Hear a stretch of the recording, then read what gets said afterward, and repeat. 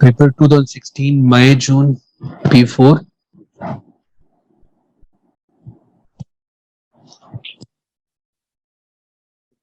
Point समझ में ना आए बता देना मेरा बेटा।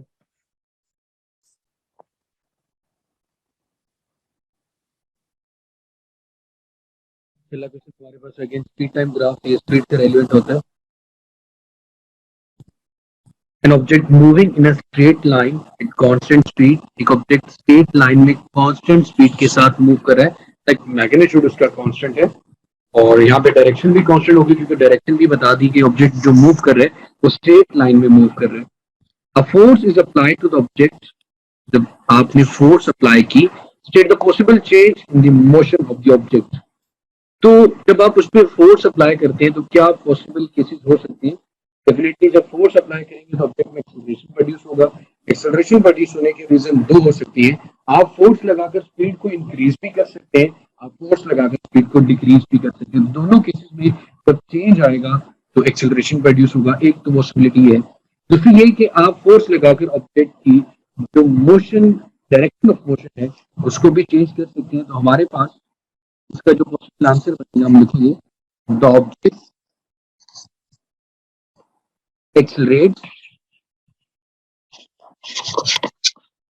the force is applied in the direction of motion, if force is applied in the direction of motion, force is applied in the direction of motion, it may change the direction of motion. It may change the direction of motion. The direction of motion को भी change कर सकती है। इसका answer हो गया मेरा बेटा। सेकंड पार्ट की तरफ मूव करते हैं बी।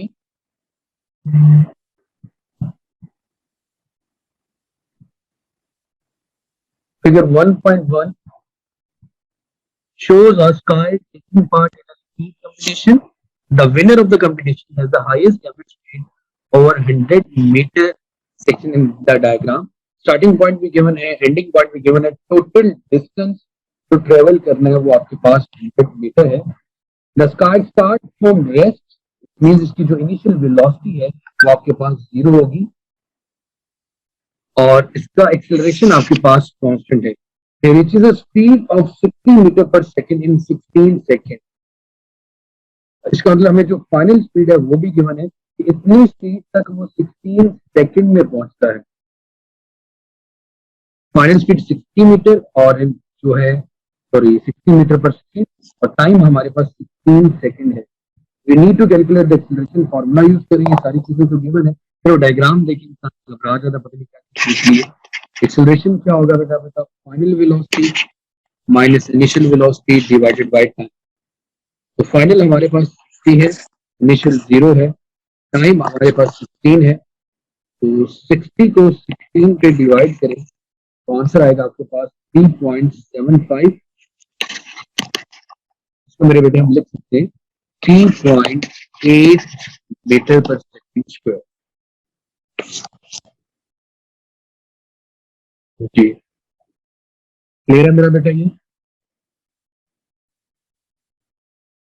ओके आगे चलते हैं मेरा बेटा। Over the length of 100 metre section the time recorded is 1.85 seconds. Calculate the sky's average speed over the section। तो हमें स्पेसिफिक टाइम भी बता दिया गया, डिस्टेंस भी बता दिया गया।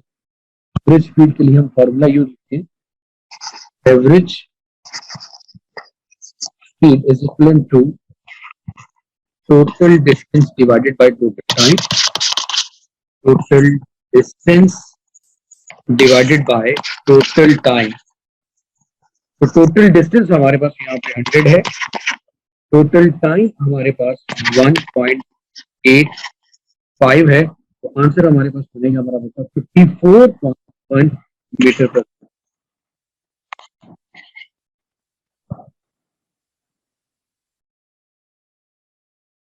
क्लियर हुआ मेरा बेटा? आगे हमारे पास आ गया just why the step bend body as shown in figure.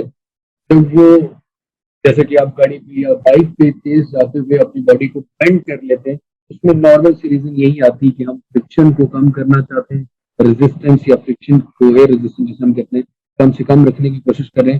तो इसका जो बेस्ट आंसर बनेगा मेरा बेटा यही बनेगा, by bending the front area decreases, front area decreases, इसका फ्रंट एरिया कम हो जाता है एज द एरिया डिक्रीजेस, जैसे एरिया डिक्रीज करेगा रेजिस्टेंस भी डिक्रीज कर जाएगी, as area decreases, the resistance decreases, a resistance decreases, so the acceleration of the sky decreases.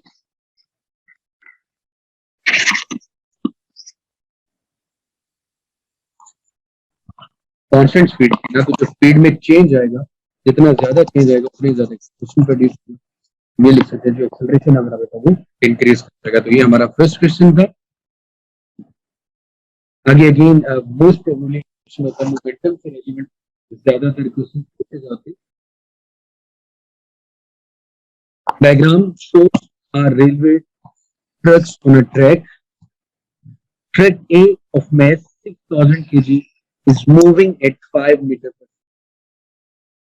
Truck B of mass 5,000 kg which is stationary वो rest में। Calculate the momentum of truck A. इसमें momentum का formula पता होना चाहिए। Momentum is a product of mass and velocity. जब A की बात की है तो A की स्पीड करनी होगी। हमारे पास 6,000 उसका mass है, 6,000 kg, स्पीड उसके पास 5 है। आंसर उसका होगा 30,000 किलोग्राम मीटर पर सेकेंड। ये हमारे पास आ गया momentum of truck A. Again हमें अब इम्पल्स कैलकुलेट करना है। इम्पल्स हमारे पास चेंज इन मोमेंटम। तो यहां से हम देख लेते हैं ट्रक कोलाइड, दोनों ट्रक कोलाइड कर जाते हैं। पहला जो मूव कर रहा था पर buffers compress and they bounce each other remaining canvas. After the claim, the truck B has a momentum 27,000 kilogram metre पर सेकेंड। इनिशियल अगर मैं आपसे पूछूं तो इनिशियली जब वो रेस्ट पे था उसकी वेलोसिटी जीरो थी, उसका मोमेंटम भी जीरो था, लेकिन अब क्योंकि कुलियन की वजह से तो मोमेंटम को गेन किया, तो determine the impulse applied to B, सिर्फ बी की बात करनी है तो हमें बड़े अच्छे से पता होना चाहिए इम्पल्स इक्वल होता है चेंज इन मोमेंटम के, इम्पल्स चेंज इन मोमेंटम के इक्विवेलेंट है। तो मेरे बेटे हमारे पास यहाँ पे जो इम्पल्स होगा वो बी का पहले जीरो मोमेंटम था, अब फाइनल माइनस जीरो करूंगा तो 27,000 ही आएगा। ये आंसर 27,000 किलोग्राम मीटर पर सेकेंड भी लिख सकते हैं और न्यूटन सेकेंड भी इसका यूनिट, तो ये आ जाएगा हमारे पास इसका इम्पल्स। आगे अगेन इसी से रेलेवेंट क्वेश्चन है फोर्स कैलकुलेट करने का। The tapes are in contact for 0.06 second, दोनों कांटेक्ट में रहते हैं। Calculate the average force in take B, F की वैल्यू कैलकुलेट करनी है। हमें बड़े अच्छे से पता है impulse is equal to change in momentum, या फिर मोमेंटम हमारे पास फोर्स और टाइम की प्रोडक्ट इम्पल्स के, इम्पल्स आता है चेंज इन मोमेंटम के थ्रू। अब हम ये चीज यहाँ से टाइम की वैल्यू लेते हैं, क्योंकि 0.60 सेकंड है, कैलकुलेट कर लें। इम्पल्स है आपके पास 27,000, टी है आपके पास 0.60 सेकंड, दोनों को डिवाइड करेंगे, आंसर मेरे बेटे आपके पास आएगा 45,000 न्यूटन। फोर्स आ गया आपके पास 45,000 न्यूटन। ये था relevant to impulse, relevant to force, relevant to momentum. आगे अगेन हमसे क्वेश्चन पूछा गया जी, calculate the final speed of the truck A. Initial speed तो हमें गिवन थी, जैसे हमने इनिशियल मोमेंटम कैलकुलेट किया। अब हमसे पूछिए कि उसकी फाइनल कोलाइड करने के बाद जो ए ट्रैक है उसकी। ओके, ये क्वेश्चन आपके पास, calculate the final speed of truck. हमें कैलकुलेट करनी है final speed of the truck collide करने के बाद। तो उसके लिए हम लॉ कंजर्वेशन ऑफ मोमेंटम की बात करते हैं। The total momentum before collision must be equal the total momentum after the collision. So m1 u1 plus m2 u2 must be equivalent to m1 v1 plus m2 v2। टकराने से पहले m2 का जो velocity थी u2 वो मेरा बेटा 0 थी, कहा गया था वो स्टेशन है, रेस्ट पे है। तो रेस्ट पे होने की वजह से उसकी जो स्पीड थी इनिशियली वो तो 0 थी, तो ये वाला मोमेंटम आपके पास 0 आ गया। इनिशियल मोमेंटम m1 का 30,000 हमने कैलकुलेट भी किया था ट्रक ए का।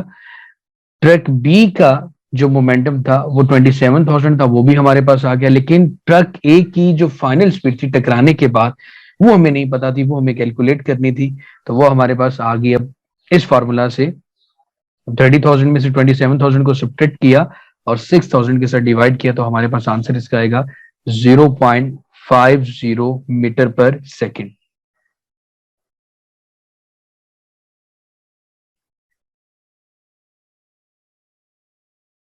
चलो बेटा स्टार्ट करते हैं। नेक्स्ट क्वेश्चन हमारा, diagram shows a cabin used to transport passengers up a hill side. Pulley है, कैबिन है, और हाइट इसकी गिवन है 50 metre. The cabin is attached to a cable which move horizontally A to B, then up the hill from B to C. There is an electric input of the energy to the motor which moves the cable. Place two ticks against the type of energy that increase as the cable move horizontally at constant speed of A to B. तो surrounding की total energy और internal energy of the wires of the motor, इन दोनों में change आता है या ये इंक्रीज होती है। अगला क्वेश्चन मेरा बेटा, हमें एक्चुअली कैलकुलेट करनी है यहां पे ग्रेविटेशनल पोटेंशियल एनर्जी।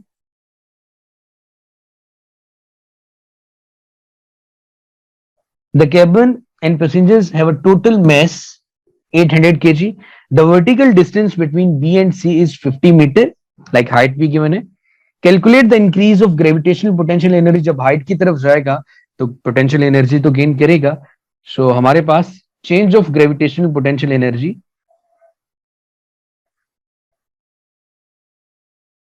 हमारे पास इक्वल आएगा बेटा mgh के। मैस हमारे पास है 800, जी की वैल्यू होती है बेटा 10, हाइट गिवन है 50। आंसर आएगा आपके पास 4000 जूल।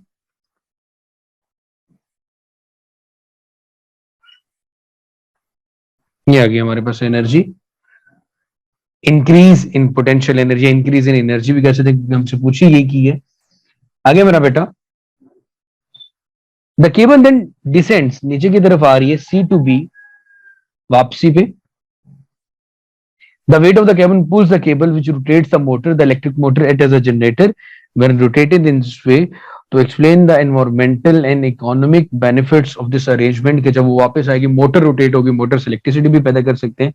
सो हम ये कह सकते हैं यहाँ पे इलेक्ट्रिकल एनर्जी को जनरेट किया जा सकता है by rotation without burning any fuel. So ये इसका फायदा हो गया हमें। Electrical energy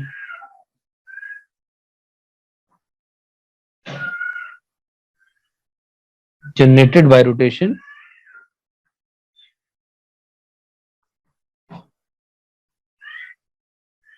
without burning any fuel।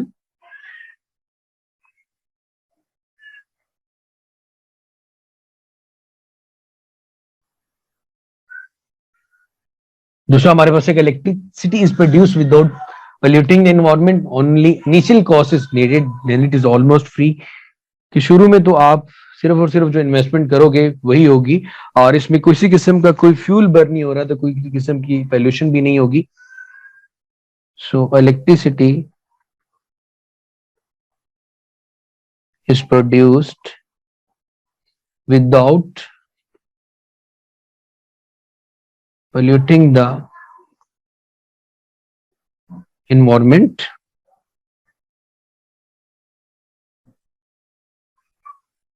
Only initial cost is needed.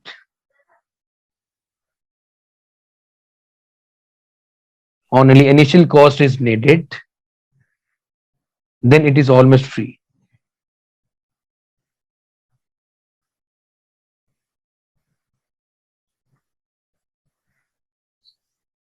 ये हमारा क्वेश्चन भी मेरा बेटा खत्म हुआ।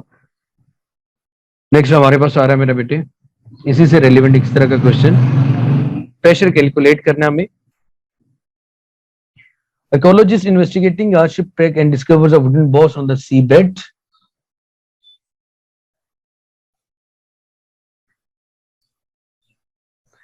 Surface of sea given है, उसके अलावा वुडन बॉक्स है, वुडन बॉक्स की डायमेंशन लेंथ और ब्रेड्थ गिवन है, जो हाइट है वो 15 मीटर है।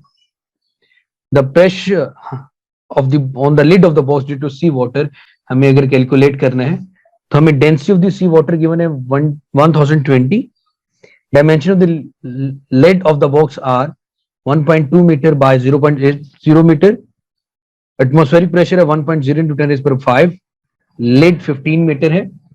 तो सबसे पहले तो हमें प्रेशर कैलकुलेट करना है on the lid of the box due to sea water. तो प्रेशर का फॉर्मूला ड्यू टू लिक्विड जो आता है हमारे पास वो आता है रो जी एच। रो की वैल्यू आपके पास कितनी मेरा बेटा 1020, जी की वैल्यू कितनी होती है बेटे 10, और हाइट कितनी हमें 15। तो आंसर आएगा 1.53 into 10⁵ pascal.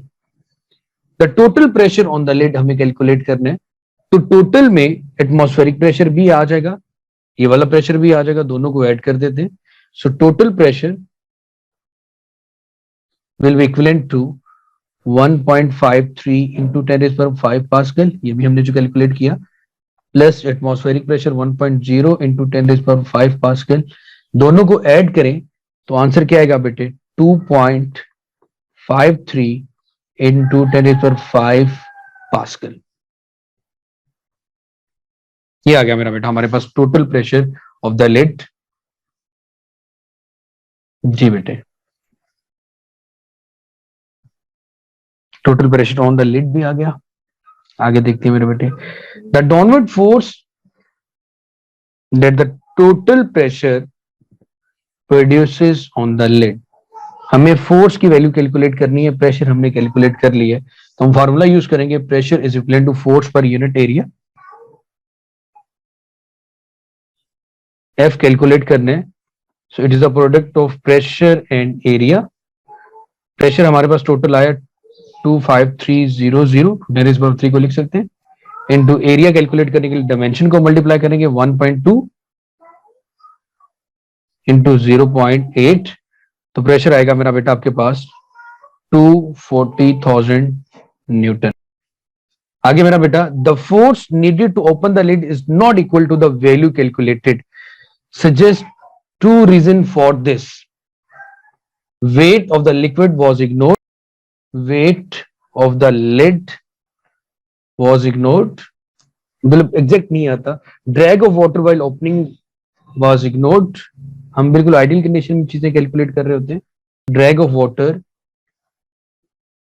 While opening was ignored. जी बेटे, क्लियर हो गया ये। अगला क्वेश्चन, क्वेश्चन नंबर 5 हिट से रेलिवेंट है। 2 pans containing water are placed on the hot plates of electric cooker as shown in the figure। एक स्मॉल पैन है, एक लार्ज पैन है। The hot plates are switched on and temperature of the water in the pan starts to increase. When the temperature of the water is below 100 degrees C, some water is evaporating. At 100 degrees C, the water starts to boil and temperature remains constant. State and explain which pan has the greatest rate of evaporation when the both pans of the water are at the same temperature। So जिसका surface area भी ज्यादा होगा, क्योंकि rate of evaporation temperature के साथ भी direct relation पे है, तो सरफेस एरिया के साथ भी डायरेक्ट रिलेशन पे है। सो हम आंसर में क्या लिखेंगे मेरा बेटा? Larger saucepan has a greatest rate of evaporation of water,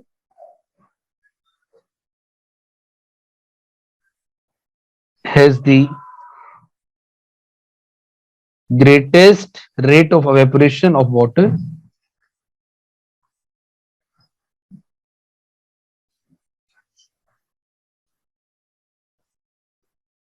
so greater the surface area, greater the rate of evaporation.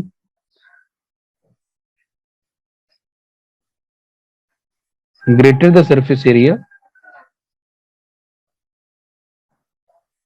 greater the rate of evaporation.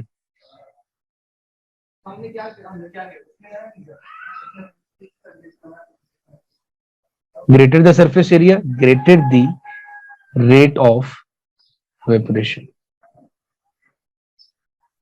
Apart from the temperature at which it occurs, state how boiling differs from evaporation. अब जो evaporation होती है मेरा बेटा वो from the top of the surface होती है, और जो बॉइलिंग होती है वो थ्रू आउट द लिक्विड होती है। तो यही मेन डिफरेंस होता है। The boiling occurs through the liquid,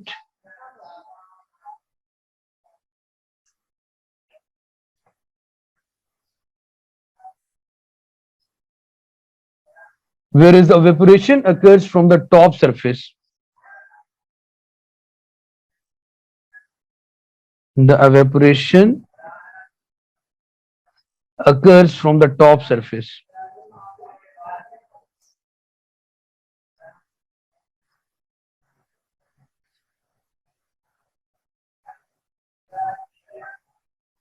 Again, when the water is boiling, the thermal energy is being supplied to the water at the rate of 920 watts. Explain the effect on the molecules of the thermal energy supplied. When the water is boiling, thermal energy is being, तो effect of the molecule thermal energy क्या होगा मेरा बेटा? वो move करना शुरू कर देंगे ज्यादा स्पीड के साथ, वेलोसिटी के साथ, और बाहर निकलने की कोशिश करेंगे। और जो हम क्या करेंगे, फोर्स अप्लाई करके या यहाँ पे जो एनर्जी प्रोवाइड करें, तो इनके दरमियान जो इंटरमॉलिक्यूलर फोर्सेस हैं उसको हम वीक कर रहे हैं। So the molecules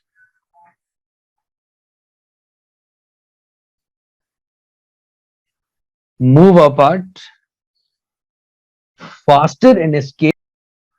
Thermal energy supplied is used. Thermal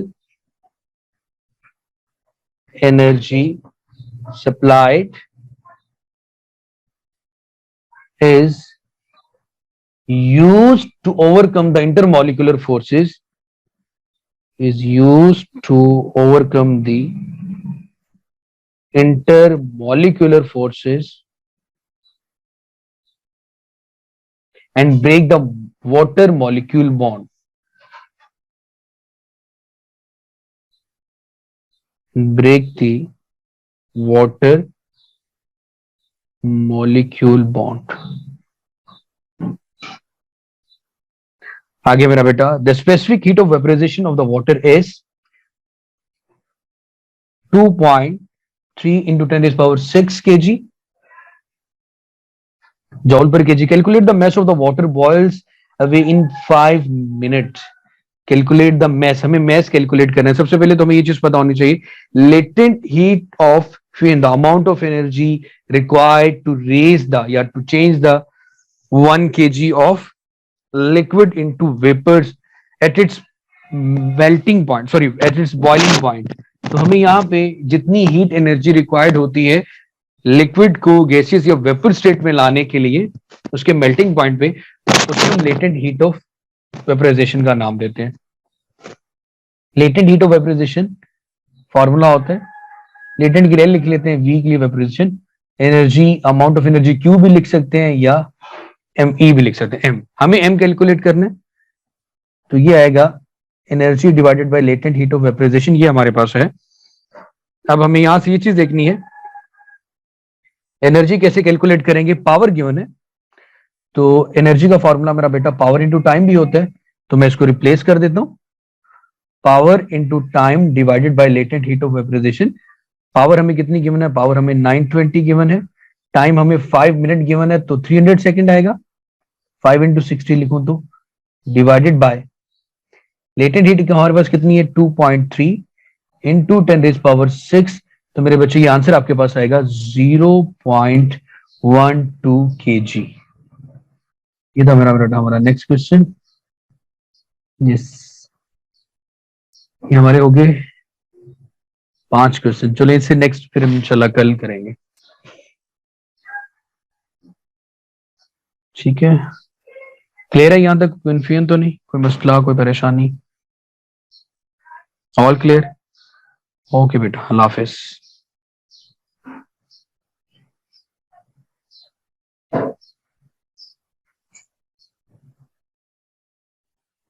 okay, कल हमने क्वेश्चन नंबर 5 तक किया था, क्वेश्चन नंबर 6 से स्टार्ट करते हैं। Diagram 6.1 shows a protector superimposed on a path of ray of light. The light is traveling in glass towards the boundary with air. अब glass से एयर की तरफ लाइट ट्रेवल कर रही है। प्रोटेक्टर गिवन है, प्रोटेक्टर हमें, अच्छा यहां से जो कैलकुलेशन है, हमसे पूछा गया use the protractor to measure the angle of incidence the ray of light at the boundary with the air. तो हमें हमेशा जब भी एंगल को मेजर करना होता है, एंगल ऑफ इंसिडेंट को या एंगल ऑफ रिफ्लेक्शन को, तो हम हमेशा एंगल देखते हैं, the angle between incident ray and normal और the angle between reflected ray and the normal. ठीक है जी। तो अब यहां पे हमारे पास जो एंगल बन रहा है वो कौन सा बन रहा है, वो देखना है मेरा बेटा। नॉर्मल हमारे पास ये है, ये एंगल हमें देखना है। 0 को हम उसको 90 को 0 कंसिडर करेंगे, तो देखा जाए तो मेरा बेटा ये 120, तो 10, 20, 30 और ये एंगल हमारे पास बन रहा है मेरा बेटा 35 डिग्री। उसके बाद मेरे बेटे the refractive index of the glass is 1.56 and given है। Calculate the angle of refraction in the air. Angle of refraction calculate करना है हमारे पास। स्नेल्स लॉ के अकॉर्डिंग एन की वैल्यू आती है जी sine I over sine R. अगर हमें साइन आर की वैल्यू कैलकुलेट करनी होगी तो कैसे कैलकुलेट करेंगे भाई? ये आएगा sine I over N. Sine I अभी हमने कैलकुलेट किया जो कि 35 डिग्री है। Sine 35 degree divided by N, N की वैल्यू हमारे पास 1.56 है। तो एंगल कुछ आपके पास आएगा, angle of refraction R sine inverse करेंगे अबाउट 63 डिग्री। उसके बाद what is meant by critical angle? तो हम क्रिटिकल एंगल ऑफ इंसिडेंट को ही क्रिटिकल एंगल कहते हैं जब एंगल ऑफ रिफ्लेक्शन हमारे पास 90 डिग्री हो। तो यहां पे हमारा जो बेस्ट आंसर आएगा वो आएगा the angle of incidence when the angle of reflection is 90 degree या when the angle of refraction becomes 90 degree, उस वक्त हम एंगल ऑफ इंसिडेंट को क्रिटिकल एंगल का नाम देते हैं। उसके बाद मेरा बेटा calculate the critical angle of light in glass if the refractive index is 1.56। उसका सबसे आसान फॉर्मूला था कि sine C is equal to 1 over N. सी आपने कैलकुलेट करना है, sine inverse 1 over N. N की वैल्यू हमें पता है क्या है यहाँ पे, तो साइन इनवर्स 1 ओवर 1.56। तो आंसर आएगा आपके पास मेरे बेटे 40 डिग्री। ये हो गया इसका क्रिटिकल एंगल। इसी के साथ वाटर वेव्स का कॉन्सेप्ट गिवन है। Water waves crossing a boundary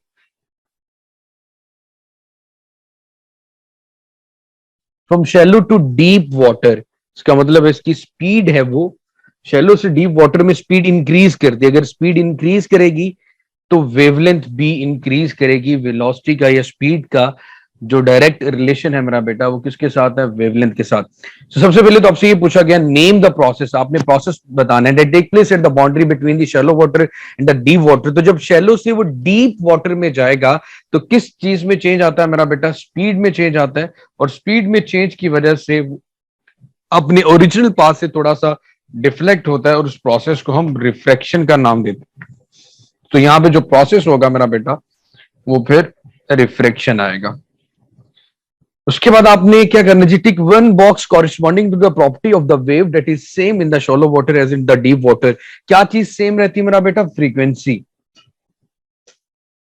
frequency पे किसी किस्म का कोई चेंज नहीं आएगा।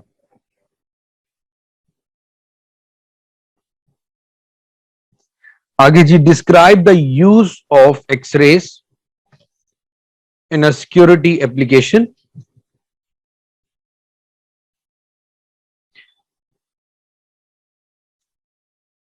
अब इनका इस्तेमाल करते हैं एक्सरेज का स्कैनर्स के अंदर, एयरपोर्ट के ऊपर जो बैग हैं उनमें सिक्योरिटी चेकअप के लिए, क्योंकि ये इजीली पेनिट्रेट हो जाती है, एंटर्ड हो जाती हैं थ्रू द स्मॉल होल्स। तो इसलिए मटेरियल को डिटेक्ट करने के लिए फिर हम इनका इस्तेमाल करते हैं एक्सरेज का, इनकी स्मॉलर वेवलेंथ और हाई एनर्जी की वजह से। तो हम यहां पे लिख सकते हैं, X rays are used in security scanner, in security scanners at airports to check luggage and suitcase.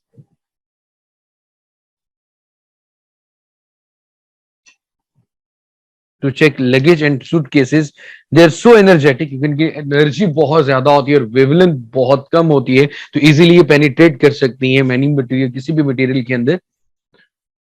So they are so energetic and can penetrate, so energetic and can penetrate through many materials.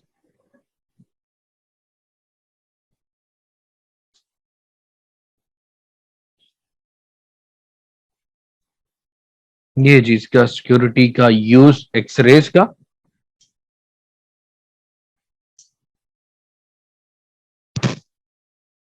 Next question, draw a straight line from each wave to the most appropriate speed. Radio waves in air, ultrasound wave in air. तो सबसे पहले अगर हम बात करें radio waves की, तो इनकी स्पीड ऑफ लाइट एयर के अंदर वो बिल्कुल सेम होती है, 3 × 10⁸ मीटर पर सेकेंड।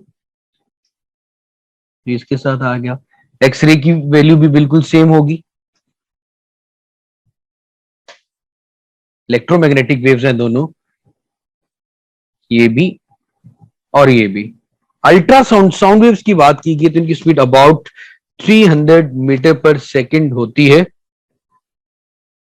तो मेरा बेटा इसके लिए फिर ये लाइन आ जाएगी। तो हमने स्ट्रेट लाइन ड्रॉ कर ली against each type of the wave with speed, हमने इसकी स्पीड के मुताबिक उनको ड्रॉ कर लिया।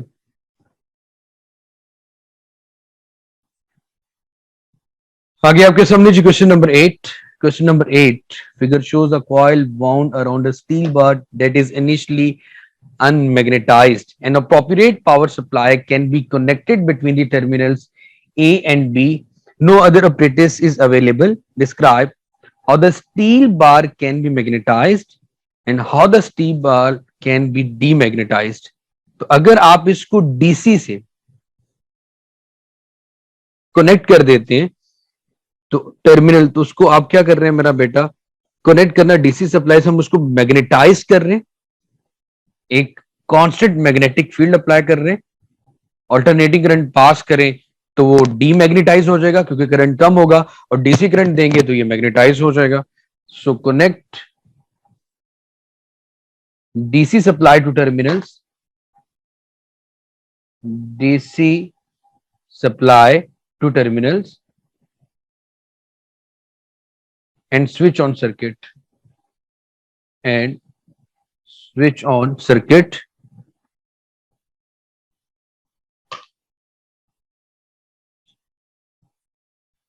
आगे डीमैग्नेटाइज करने के लिए connect AC supply to the circuit.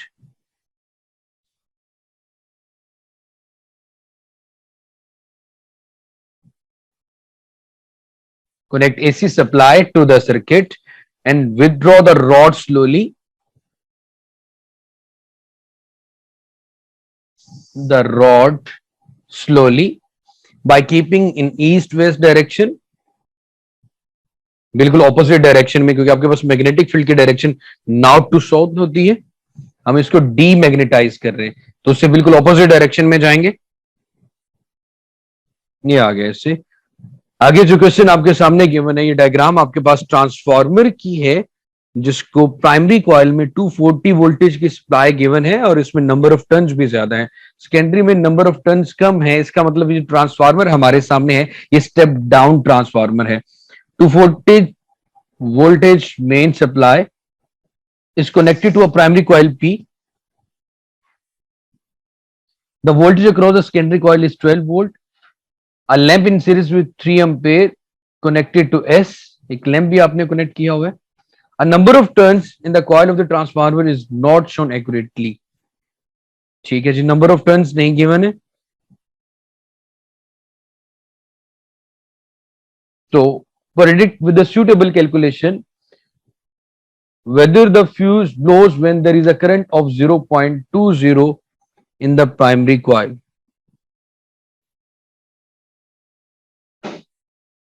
तो सबसे पहले तो हम यहाँ पे एक आइडियल ट्रांसफार्मर की कंडीशन यूज करते हुए ये कहेंगे आउटपुट पावर और इनपुट पावर दोनों इक्वल होंगे, क्योंकि हमारे पास यहाँ पे वोल्टेज गिवन है और करंट गिवन है। तो हम लिख लेते हैं Vp Ip will be equivalent to Vs Is। हमें सेकेंडरी के करंट की बात करनी है, क्योंकि वहां पे कनेक्टेड है जो बल्ब है।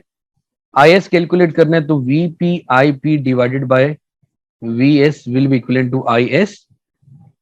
प्राइमरी वोल्टेज आपके पास गिवन है 240, करंट की वैल्यू है 0.20 डिवाइडेड बाय सेकेंडरी के जो वोल्टेज है वो 12 है। तो हमारे पास आंसर आ रहा है 4.0 एम्पेयर, जो कि हमें गिवन है if with a series with 3.0 fuse, तो fuse will blow.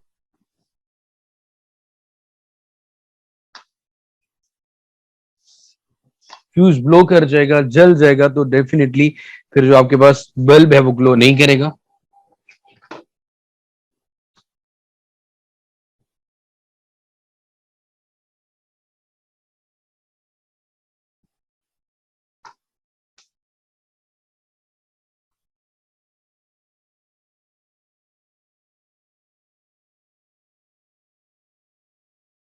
It does not blow. आगे diagram shows a conducting ball that oscillating between the charge plates। ये कंडक्टिंग बॉल है, कंडक्टर की यूनिट जो दो चार्ज प्लेट्स के दरमियान में ऑसिलेट कर रही है, टू एंड फ्रो मूव कर रही है। एक सेंसिटिव एमीटर गिवन है, वोल्टेज सप्लाई दी जा रही है। The ball repeatedly strike each plate in turn. Explain in terms of the charge on the ball why the ball moves the positive plate after striking the negative plate। तो जब वो negative plate के साथ जाके टकराएगी तो conduction की वजह से उस पर भी नेगेटिव चार्ज आएगा, तो पॉजिटिव फिर उसको अपनी तरफ अट्रैक्ट करेगा। ये रीजन होगी in the case of charge. जब ऑसिलेटिंग करते हुए नेगेटिव प्लेट के साथ टकराएगी, कंडक्शन की वजह से उसके ऊपर नेगेटिव चार्ज आएगा बॉल पे, तो उस नेगेटिव चार्ज को अट्रैक्ट करेगी पॉजिटिव प्लेट। तो आंसर लिखेंगे हम, the ball gets negative charge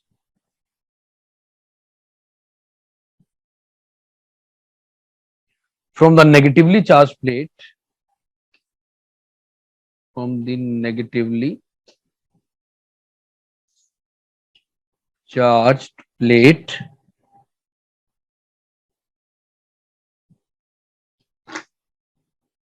due to negative charge on the ball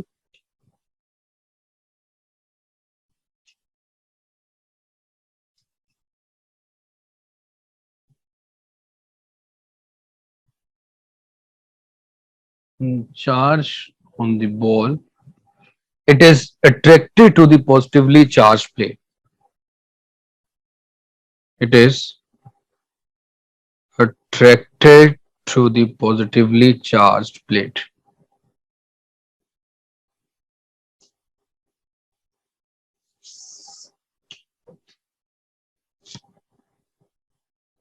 State which particles move through the sensitive emitter and the direction in which they move. तो move क्या करेगा, electron move करेंगे negative plate से positive की तरफ, तो हम कहेंगे इलेक्ट्रॉन मूव कर रहे हैं from left to right. The electrons move from left to right. The electrons move from left to right. जी बेटा यहां तक क्लियर है. क्वेश्चन नंबर सी भी है. For each complete oscillation, complete oscillation एक चक्कर मुकम्मल करने के बाद the ball moving between the plates are charge given, हमें क्यू की वैल्यू गिवन है, is transferred from one plate to another. The frequency of the oscillation 4 hertz. तो टाइम पीरियड भी कैलकुलेट किया जा सकता है. Calculate the current shown on the sensitive meter. तो करंट कैलकुलेट करने का जो हमारे पास फॉर्मूला है वो है जी Q बाय T. ठीक है जी. हमें इसके लिए चार्ज की वैल्यू गिवन हो, तो चार्ज हमें गिवन है 8.5 इंटू 10⁻⁻10 कूलम, लेकिन T नहीं है. तो हमारे पास फ्रीक्वेंसी है हमारे पास 4 हर्ट्ज, और टाइम पीरियड कैलकुलेट करना हो या टी कैलकुलेट करना हो फॉर वन ऑसिलेशन, सो 1/4 और 1/4 आएगा आपके पास 0.25 सेकेंड. हम यहाँ पे इसको डिवाइड करेंगे 8.5 into 10⁻8 coulomb, 10 coulomb sorry, divided by 0.25. तो आंसर आएगा मेरा बेटे आपके पास 3.4 इंटू 10⁻9 एम्पेयर. ये आ गया जी इलेक्ट्रिक करंट जो कि एमीटर पे शो होगा आफ्टर कंप्लीटिंग वन ऑसिलेशन. आगे जी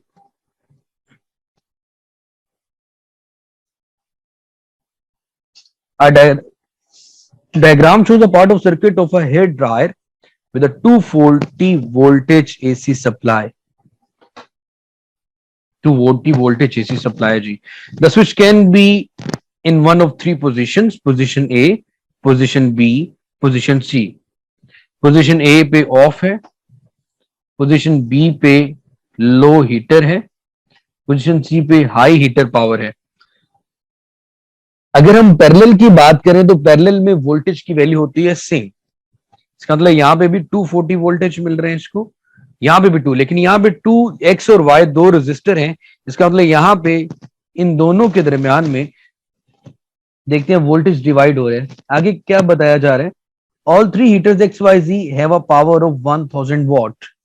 सबकी जो पावर है तीनों हीटर्स की XYZ की वो 1000 वॉट है. चले ये इंफॉर्मेशन भी आ गई. Heaters X and Y and Z have equal resistance. अगर इनकी रेजिस्टेंस इक्वल है तो इनके अक्रॉस जो वोल्टेज का ड्रॉप होगा या 240 वो एक जैसे डिवाइड होंगे. मतलब यहाँ पे भी 120 वोल्टेज आएगा और यहाँ पे भी 120 वोल्टेज आ जाएंगे. अगला ही क्वेश्चन पूछा गया है, कैलकुलेट द रेजिस्टेंस X. तो हम पावर का फॉर्मूला और रेजिस्टेंस का फॉर्मूला और वोल्टेज का यूज करेंगे. P हमारे पास होता है मेरा बेटा V²/R. R हमें कैलकुलेट करना है तो आएगा V²/P. V की वैल्यू है जी 240, इसका स्क्वायर आएगा. पावर हमारे पास 1000 है, तो आंसर आ जाएगा आपके पास 58 ओम. अब उन्होंने बोला था कि हाँ जी अब रेजिस्टेंस Y और Z दोनों इक्वल, X और Y इक्वल होती तो हम इसको भी 58 ओम लिख लेते. अगेन हमारे पास फॉर्मूला वही यूज किया जाएगा, R is equal to V²/P. अब Y और Z पे जो वोल्टेज की वैल्यू है वो 120 है, तो यहाँ पे फिर अब 120 का स्क्वायर आएगा, डिवाइड फिर भी इसको करेंगे 1000 के साथ. अब आंसर आपके पास आ रहा है 14 ओम. तो अगर जी की रेजिस्टेंस पूछी जाए तो फिर वो भी आपके पास 14 होगी, लेकिन उन्होंने क्या किया, the current in the heater जी when the switch is in position C. Current calculate करना है तो सबसे पहले हमारे पास एक फॉर्मूला है पावर का, P is equal to V I. I calculate करना हो, हम P को V पे डिवाइड कर देंगे, लेकिन टोटल पावर तो देखनी है ना। अगर हम Z हीटर की बात करें तो Z हीटर पे दोनों, अगर C को हम एज ए स्विच कंसिडर कर रहे हैं तो यहाँ पे Y और Z दोनों की पावर को एडअप किया जाएगा। अगर दोनों की पावर को एडअप करें P1 प्लस P2 तो 1000 प्लस 1000 तो ये आएगा आपके पास 2000 वॉट। तो यहां पे इसका मतलब है हम 2000 को डिवाइड करेंगे 240 के साथ तो करंट आपके पास आएगा 8.3 एम्पेयर। ये भी खत्म हो गया मेरा बेटा, क्लियर है यहां तक? ओके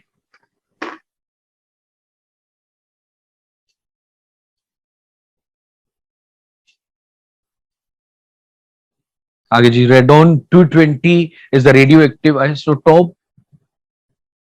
हमें यहां पे बताने हैं द न्यूक्लियोटाइड उसका गिवन है, describe the composition of the neutral atom of radon. हमें कंपोजिशन का मतलब यहाँ पे बताने हैं कि प्रोटॉन कितने हैं, न्यूट्रॉन कितने हैं और इलेक्ट्रॉन कितने हैं।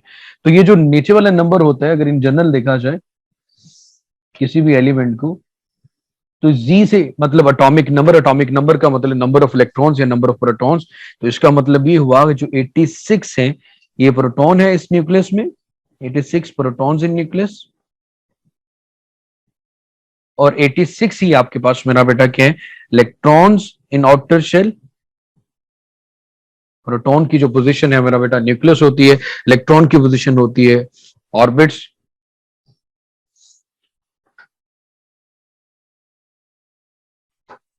और अब हमसे पूछे क्या मेरा बेटा, ये बताएं जी नंबर ऑफ न्यूट्रॉन्स। तो जी की अगर बात करिए, ए की बात करें तो मेरा बेटा ये होता है जी प्लस एन। न्यूट्रॉन्स कैलकुलेट करने तो ए माइनस जी। तो आप 220 में से 86 को सब्ट्रैक्ट करेंगे तो आपके पास आएगा 134। सो 134 न्यूट्रॉन्स हैं जी आपके पास। ये हो गया। आगे, a nucleus of radon 220 decays an isotope of polonium by emitting alpha particle। Helium की बात की गई है, कंप्लीट द न्यूक्लियर इक्वेशन। तो अल्फा का मतलब हीलियम है, हीलियम में यहाँ पे 2 आएगा, यहाँ पे 4 आएगा। तो ऊपर वाले में से 4 को कम करें तो 2 16, 86 में से 2 को कम करें तो आएगा 84।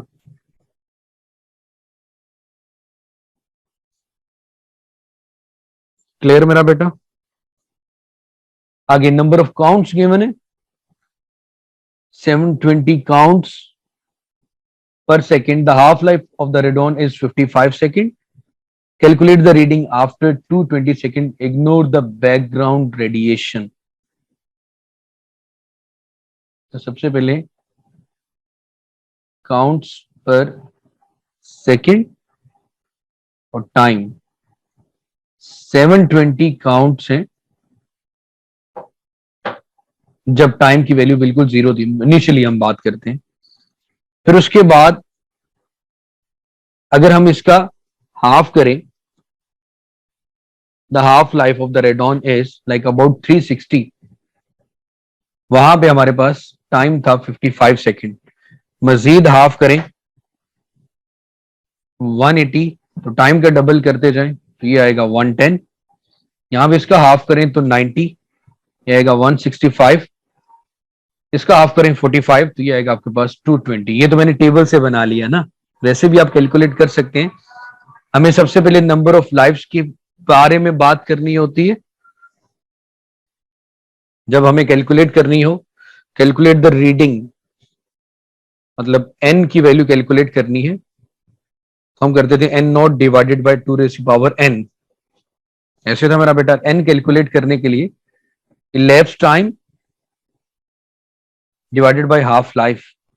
elapsed टाइम हमें बताया गया जी 220 सेकेंड, हाफ टाइम है 55। तो 220 को 55 पे डिवाइड करेंगे तो हमारे पास आ जाएंगी नंबर ऑफ लाइफ